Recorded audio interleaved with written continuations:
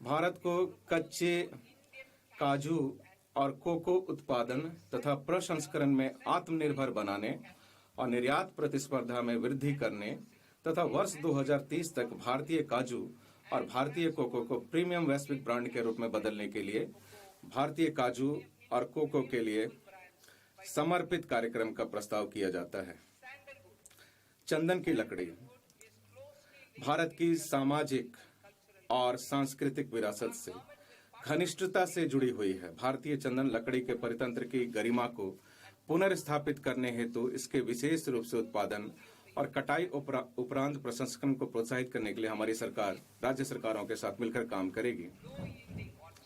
पुराने कम उपज वाले फलों उद्यानों के संरक्षण और पर्वतीय क्षेत्रों में अखरोट, बादाम और खुमानी के अधिक पैदावार को बढ़ाने के लिए एक समर्पित कार्यक्रम के माध्यम से किसानों की आय बढ़ाने और युवाओं को शामिल करके मूल्य वर्धन करने के लिए सहायता प्रदान की जाएगी। भारत विस्तार कृषि संसाधनों तक पहुंच के लिए आगामी एकीकृत प्रणाली। मैं भारत विस्तार का प्रस्ताव करती हूं, जो एक बहुभाषीय एआई टूल है और जिसे एआई प्रणाली सहित कृषि संबंधी प्रणालियों के लिए ICAR पैकेज सहित एग्री स्टैक पोर्टल के रूप में एकीकृत किया गया है।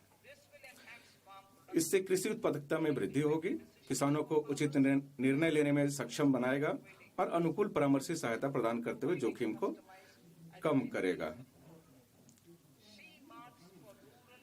ग्रामीण महिला प्रेरित उद्यमों के लिए शी मार्ट लखपति दीदी कार्यक्रम की सफलता से आगे बढ़ते हुए मैं महिलाओं को ऋण आधारित आजीविका से उद्यमों का स्वामी बनाने के लिए अगला कदम उठाने में मदद करने का प्रस्ताव करती हूं।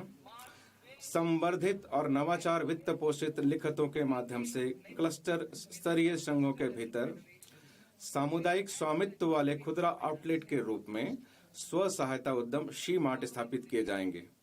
दिव्यांगजन सशक्तिकरण, दिव्यांगजन कौशल योजना, IT, ABGC क्षेत्र, आतिथ्य और खाद्य एवं पेय क्षेत्र, कार्य उन्मुखी तथा प्रक्रिया आधारित भूमिका प्रदान करते हैं जो दिव्यांगजनों के लिए उपयुक्त है।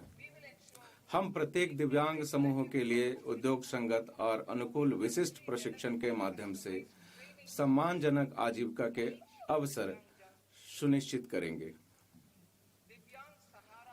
दिव्यांग सहारा योजना सभी पात्र दिव्यांगजनों के लिए उच्च गुणवत्ता वाले सहायक उपकरणों तक समय से पहुंच एक मूलभूत आवश्यकता है।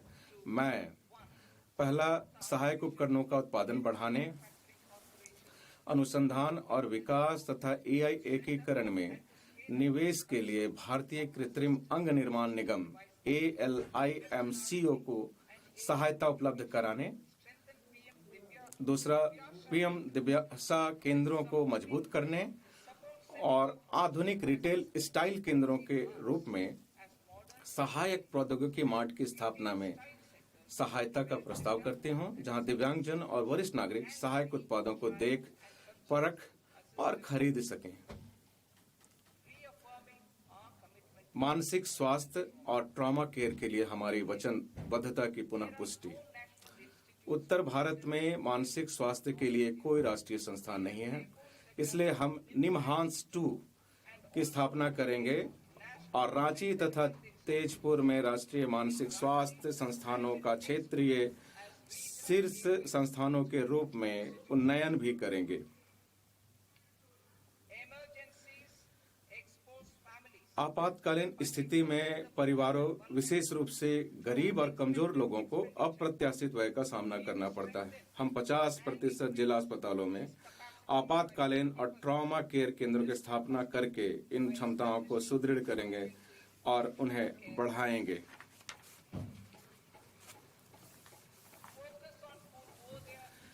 पूर्वोदय राज्यों और पूर्वोत्तर क्षेत्र पर विशेष ध्यान।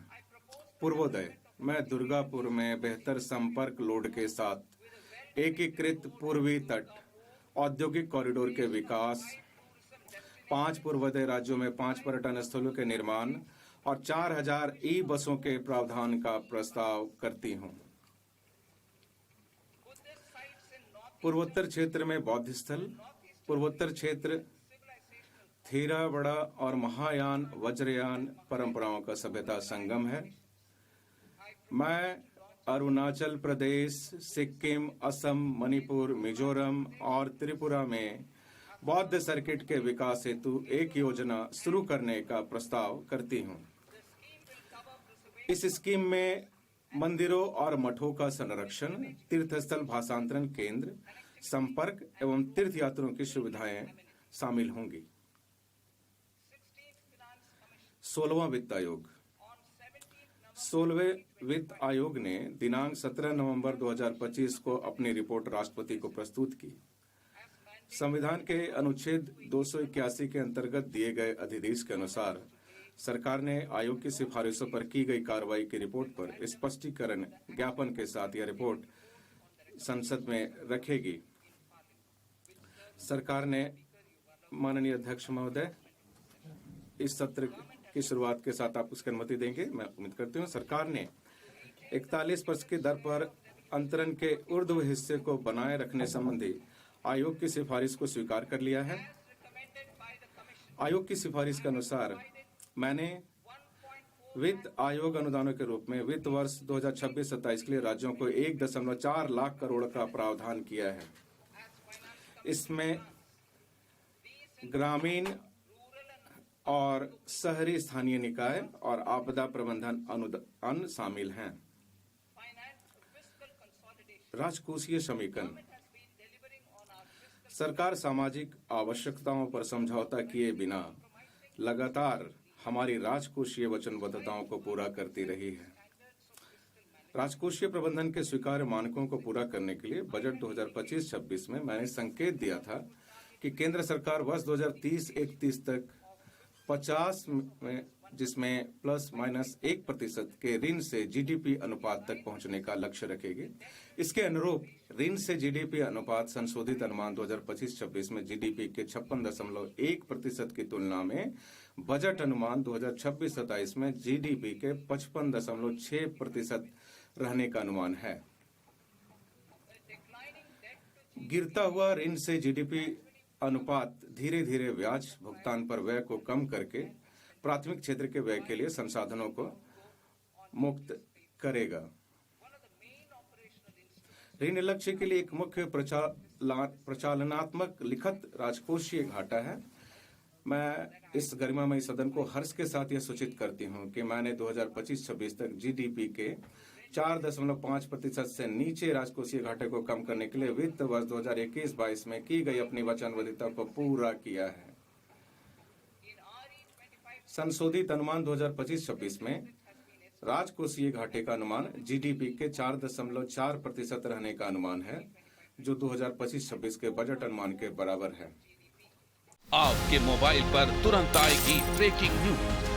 स्क्रीन पर सबसे पहले दिखेगी बड़ी खबर। देश दुनिया की हर खबर एक जगह। अब आपके मोबाइल पर तुरंत फटाफट इंस्टॉल कीजिए न्यूज नेशन ऐप और रखिए खुद को अपडेट।